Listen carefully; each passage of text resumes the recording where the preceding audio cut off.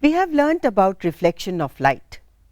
We've learned that light would be reflected from any surface, whether the surface is flat, whether the surface is curved or mixed. Also, we've learned that it would be reflected from polished or otherwise surfaces. It would reflect from a liquid surface which is totally flat like water surface. We have also learned that there are certain laws of reflection. These laws are followed always, whatever be the situation, but the rules would always be followed. Right now what we are going to study is that we are going to take some polished surfaces, and we have over here 3 of them. One is a flat one, which is a plain surface like the mirror that you use in the morning. Then you also have a concave surface, in which case there is a certain depth involved, and this is the polished part. You have a convex surface and they make mirrors.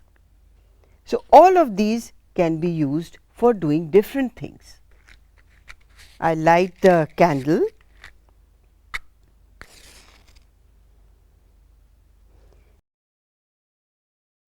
Use my lens holder and fix the mirror in it. This upright keeps the mirror vertical. We are going to use this candle, this concave mirror and an optical bench to see what will happen if some light from the candle falls on the mirror. We are also going to change the separation between these two and see if there is something that will happen to the reflected rays. That something, you must remember, could be the image. Why? Because if the reflected rays, after following the laws of reflection, meet at a point somewhere in space, they would create an image of this object. So, let us first look for the image. For this we will require a screen. Here is a screen, and if I move this here, you see a clear image formed on the screen. What is to be understood? That the rays which are reflected here are meeting at this point.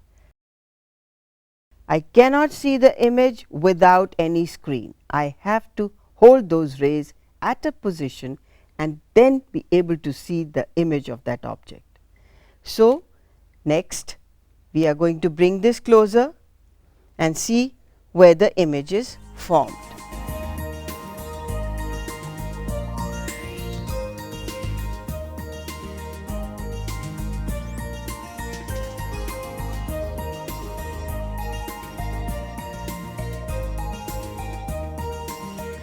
Notice this image has become bigger, is bigger than before. I bring this closer and you can see that the image is larger and further away from the object and the mirror.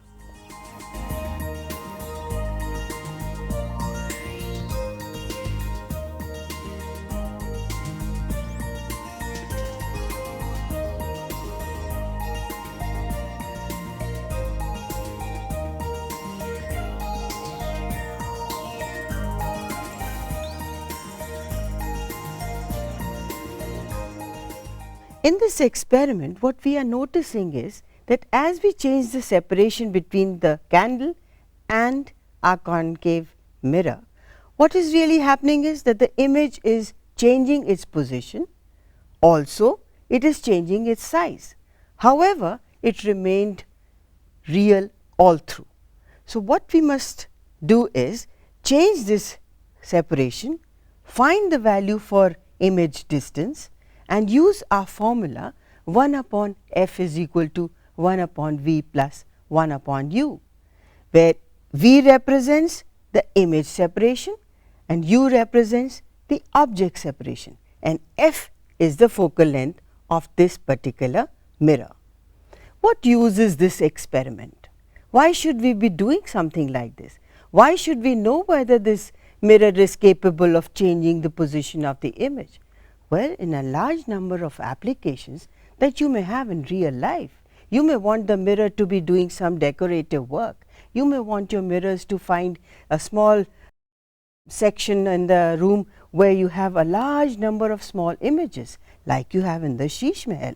So, there are so many things that the mirrors can do, and they are used only if you understand how they work for you.